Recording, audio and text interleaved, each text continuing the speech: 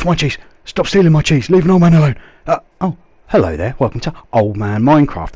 I'm an old man. I play Minecraft. Today, I'm going to be showing you how to build this house. Give me 20 minutes and I will show you how to build this house. If you saw the last episode, you will know that we have been using a 5x5 grid method for building. Now this is the layout. It's two 5x5 grids squished together. That gives us 2 units. We made a 2-unit house, which is here, and as you can see, we've repeated the patterns from panel to panel, which also reflects on the inside. Now we are going to go over here where I've seen a nice little area. Where was it? It was over here. Yes, this Dingley Dell right here. Have a look at this natural piece of the landscape. I'm going to use that. I'm going to plot a little grid over there, and this is going to give me a rough idea of layout. It's going to be quite a big build, so I'm going to build away and I'll show you what I've come up with. That's it right there. Not symmetrical. I like it. It's got one long wing, banqueting hall, storage room, call it what you will, and on the left hand side that's going to be a tower, I think. Now here I'm just laying out some floor with some slabs that I picked out. I'm keeping the same pattern, keeping it going, just to give us a little bit of a grounding to see what's going on. Now you can vary your floors. You don't even have to start with the blue grid at all. If you're good enough, you can keep track of it and you won't need that as a guide. It is quite interesting to double check. I'll show you later when I use the grid on about 3 floors up, just to show you that I'm still keeping to the grid. So that there, those white blocks I'm going to replace now with long poles. Now I'm quite favouring at the moment shaved spruce, whatever it's called, stripped spruce, that's right. I'm quite favouring that at the moment. It's got a lovely dull brown colour to it, but I'm going to go around, I'm going to replace all of these white blocks with poles made out of spruce. Now this should go all the way to the top of the build. It's a theme that I'm going to carry on the way through. Now I do like my builds to make physical sense, so I'm going to pile this right into the ground. I'm not going to leave it sitting on a little turf block. I don't like that. And again, I'm going to pile this right into the ground just to give it that sense of physics, that sense of weight. That's what I love about Minecraft. You've got all these options. So here you can see I'm just going to be going all the way around the build, and I will show you shortly what I come up with.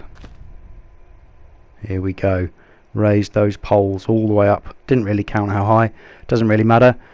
Just pile them up into the air and we'll make use of them coming up very soon. But for now I'm going to put a little collar, little border. I'm going to replace these and I'm going to do it to a pattern. I am going to sink it all the way down to the ground, all the way around. So wherever we can drop from this wall height down to the ground, that's what I'm going to do. Repeating this pattern. Now these are going to be under the walls, I know, but just in case I want to come back and maybe erode that ground away, everything's all going to be in place. I'm not going to be having to chase after blocks that I didn't know I'd need. So I'm just settling it all in, all around the base, and there we go. As you can see, I've actually continued everything all the way down to ground layer. Don't go beyond the ground. I'll just go all the way down so those walls meet the ground, and it's looking pretty chonky even now, as I'm sure you'll agree. Now I'm going to come in. We're going to get this first layer done. Now this first layer, again following a pattern. I'm repeating the stone bricks, but I'm switching to from cobblestone to normal stone. This is a little tip. You know me, I like depth. I like depth in my builds. That's what this is all about. In this corner right there, you can set these stone steps, in this case they're upside down, to actually click into place and form a beautiful little layer of depth. Really nice little detail. So you get into a rhythm, just going all the way around, joining these up, getting some uniformity, and there we go. I think that looks really nice. So on to the next step. This is the tower now. I'm going to use this depth. It's quite a big floor area, so I'm going to make the most of that. And we're actually going to eat in. We're going to eat into the floor area with the external wall. But notice I'm skipping the bits where the actual stone, the wooden pillars are inside, so I'm not going over there. I'm not leaving any holes in the wall, apart from there where there's a door onto the banqueting hall, I'm going to call it. But just stepping in, and this is going to give us a smaller footprint than our 5x5. Going all the way around the outside there, just mirroring those stone bricks, popping in a little bit of extra detail, so that extra depth. We've now got 2 layers we're using, and in each layer we're using 2 layers of depth. So just working my way around. As I say, this is going to be the base of quite a chonky tower. I'm going to try and fit a stone staircase in, a spiral staircase later, but as you can see, I've left those parts out where I don't need to build it. I didn't just build a box, I've left those gaps. Added some spruce just above those solid blocks. It's looking quite nice. I do like wood on the layer of windows, and if you remember from last time, this is the window layer, two blocks high. On top of that, added some nice stone bricks there, and that'll mirror some of the pillars going around the edges at the bottom there. It's looking a bit flat though, so I'm thinking I might again mirror using patterns all the time. I might actually pop in some stone steps upside down right there, and that will give us even further depth. Right, that's all in, looking lovely. Moving on to this wing now, this section. I'm going to go with the wood again. I like it at window level, as I say, but I'm moving up to oak planks this time. Now this is set on the 5x5 area with a 3x3 internal floor space, so this is back to the to our original plan, and we will get back to our 5x5 on the tower, but this is that first floor is just to give us a little bit of variety. And I'm using oak here. I do like oak, the original, and I like it unshaved, and just going to go around, pop a layer on here, which is our topmost layer. That's in, looking lovely. Next up, I'm going to create something which you see quite a lot in English castles and fortified stately homes, of which we have quite a few, and that's this defensive position. You shoot your arrows down through there in safety of your own house. Absolutely awesome. So I'm just going to go around, I'm going to complete this, and also used to eject anything nasty you don't want in your castle. If you can imagine being besieged, all the rubbish and muck you'd have to chuck out all goes down the chute. Boiling oil, that sort of thing. Adding a little bit more detail, switching up to wood. We've had a lot of stone. As we get further up, the lighter material, stone is heavy, wood tends to be lighter, and I've just added a couple of extra wall layers there. One inset mossy cobblestone, and the stone up the top. I like that, so I'm going to carry on all the way around. We're going to see how this looks. Now this is the second floor up, and I'm just going to mess it all up, pop in some normal cobblestone. Always do that as I go, saves a lot of work later, and I like that. I like the way that's looking. I was messing around with some flooring here. I want to keep the oubliette, I want to keep that defensive capability, and obviously you may not know, half slabs set on the bottom half of a block like I've got here will not spawn mobs, so I'm quite liking this floor design, mob proof as well. Now around the back I created a little staircase. That's completely up to you depending on your landscape, and I'm replacing these fence posts that I put in because I love this corner quarter that you get peeping through. So this is the top layer of the banquet hall, and as you can see I put a little bit of floor in there. The trouble with that is you can just walk straight off the edge, so I'm looking for a way to fence this in whilst looking jolly nice. So I'm going to have a mixture, fence gates and fence posts, and I like the look of that. Nice texture, nice contrast, so I'm going to have some of that all the way around, mix the two up, and that will stop me derping my way off the edge, which I do quite often in Minecraft. There we go, looking nice. You see, got some fencing on the stairs on the entrance there. Followed that flooring all the way through to the oubliette room. And this is my method for making spiral staircases.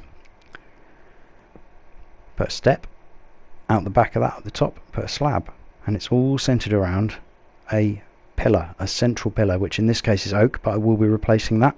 But this is just to get you the method. It's a 3x3 square you need. You'll notice I've started putting in the flooring. I've left a little notch for headroom as you're coming up the stairs, and I'm going to replace this with the shaved spruce, or whatever it's called, and that goes nicely with these pillars as well. So here I am tracing out that 3x3 square that you need. A little bit of planning ahead is needed, but this 3x3 gap in the upstairs floor is going to be perfectly fine for accommodating this staircase. There we go, all finished. That's the top outline, the outline of the top floor. And so we've got several different layers, all different shapes. Talking of different shapes, I'm just going to start detailing in these windows here. I like that open plan feel to this middle section. It feels like maybe you'd be doing some ironmongery or smithing in this area. Nice and open, keep the fumes out. And there we go, just finishing that off with some fence posts inside. Now, as you can see, we are still keeping to our 5x5 grid. We've gone in, we've gone out again, and then we've gone back in again. But those spruce posts really help ground you and keep a track on your 5x5, which is going to come in very handy now, because I'm going to build a house on top of all of this. I'm going to use normal terracotta. Again, following the same pattern, but this time I'm tracing out an L-shaped house. Maybe this is the banqueting hall, maybe this is my storage, maybe this is my bedroom, who knows. Pulling these spruce planks right up, make sure we've got enough room. Again, it helps to define the shape of this bit of the building that I'm doing. So this is, if you like, the living quarters, the posher end. Just filling in those bits and bobs there. Now, this is me just mucking about. Spruce trapdoors, bit of detail. Not quite sure I like it with the stripes going down there, and on the oak, the stripes going side to side, but we'll see, all detail. Right, next up, I'm looking to add a little bit more depth. You know me, I like depth. This is the windowsill. Remember that oak there, that oak in the middle is the floor level. So these are going to be like windowsills poking out. They're also going to give a little bit of different texture inside. So now I've got to work out the top. Now these windows are much taller than the windows downstairs, but that's good. It's a grand manor house. It should be nice and tall and imposing. Now I love these carved bricks, and I think I'd worked out the pattern by now. So I'm going to complete this all the way around, and see what it's like.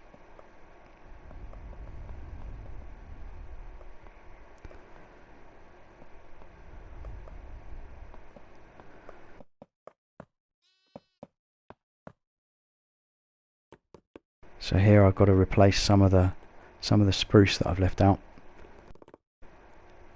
Try and do everything as I go, and in obviously I'm in creative now, but it's very hard to keep track of sometimes when you're in survival, which is why I tend to do things as I go, so I don't leave anything out.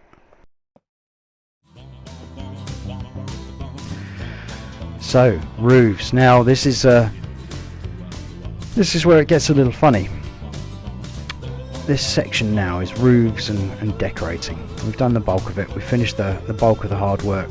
You could just pop a flat roof on this, turn it into a fortress roof, castle roof style. It'd look amazing. Roofs they've got a bad reputation in Minecraft. More than anything, it's keeping track. It's keeping track of your shapes. And here you can see I'm just plotting out a nice curve if I can make it. And I'm going to mirror that from left to right. And once I'm happy, I'm going to mirror that from front to back. So I'm just working out this curve at the moment, just having a little go. Just smoothening everything out. I don't know if that's a word, it is now. Smoothening things, always taking a step back. Yeah, I'm liking that. It's looking good. Get my old motif carved stone block in there, smarten some things up, and yeah, I think we're ready to mirror it on the other side. I'm happy with that, so I'm just going to let you watch.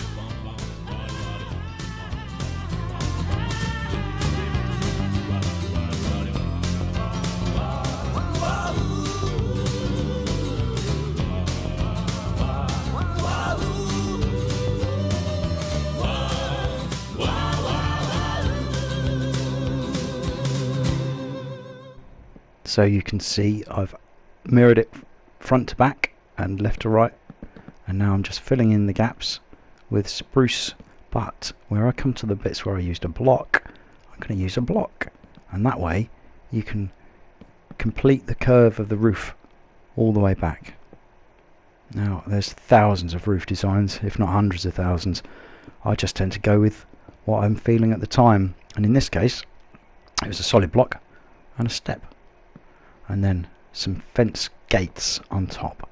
Underneath that, popping in some crenellations, they're called if you're interested, crenellations. Filling in these side bits. British houses especially tend to be quite fancy. I think we have some quite fancy architectural things on, even some quite plain houses. I'm putting a band here, maybe a strengthening band of different wood that's going over the middle of the roof. Now here is a bit more of a conventional roof. It's just going to be steps, then steps, then steps. No solid blocks to make a weird curve. And I've just lined that up with the bit of roof that I've already done. And I'm going to ignore that block and just put the top of the roof in. Now what I like doing is just, as I say, mirroring and patterns. Where it's applicable, where it's suitable. See if you can grab bits and bobs. And I'm using pick block here. If you don't know how to do pick block, do it. It will save you so much time. But I'm just mirroring all the little architectural features that I can. So where there's the end of a roof, that's what I'm going to do. Who likes chimneys? I like chimneys, and perfect for a top of a chimney is a campfire. These things give out smoke. I could even have put this on top of a hay bale. I think it goes up to 25 blocks, the smoke. Yeah, big fan of campfire chimneys, and I'm just going to edge it off with these brilliant dark oak trapdoors. They look like bricks, fit very nicely with the colour palette, thickens up the tip of the chimney there quite nicely. Now I'm not a big fan of bricks, but I think there's two places in a Minecraft house bricks go very well, and that's fireplaces and chimneys, so that's exactly what I'm going to use here.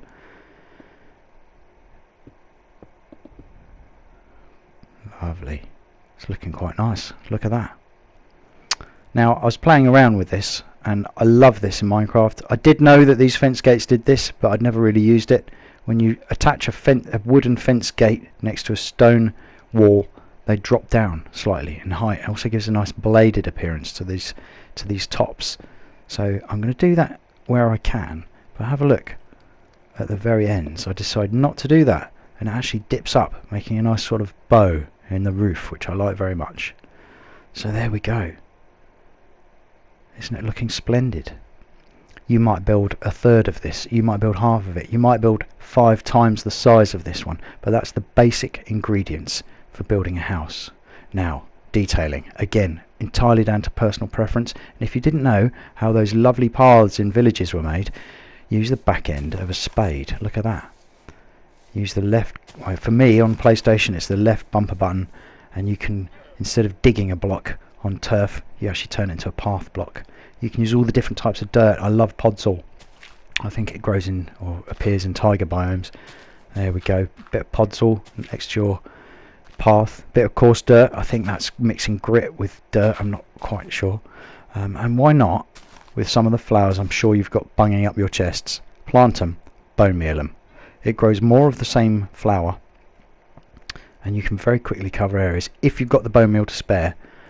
By doing that, if you have got the bone meal to spare, or you've got a skelly farm or something like that, I thoroughly recommend just spamming bone meal everywhere, all in the nooks and crannies and crevices all around your build, and that will create a lot of lovely weeds and long ferns. Bushes as well, use shears on trees to get the leaves, ground cover, vines creeping down. Do them how you like. Try and keep it random, try and keep it nice and random. And there we have it, guys. Lovely Minecraft house. Maybe not quite a starter house, really good to practice it in creative. I think that that's a smashing build. Let me know how you got on. Leave a comment, like if you liked it, subscribe if you want to see more of these. I'm really enjoying myself. I think I'm going to do a tour of all my bases, or some of my bases, next time. Well, that's it. Keep safe, be kind to small creatures, and hopefully I'll see you again next time. Today, high near 57 degrees.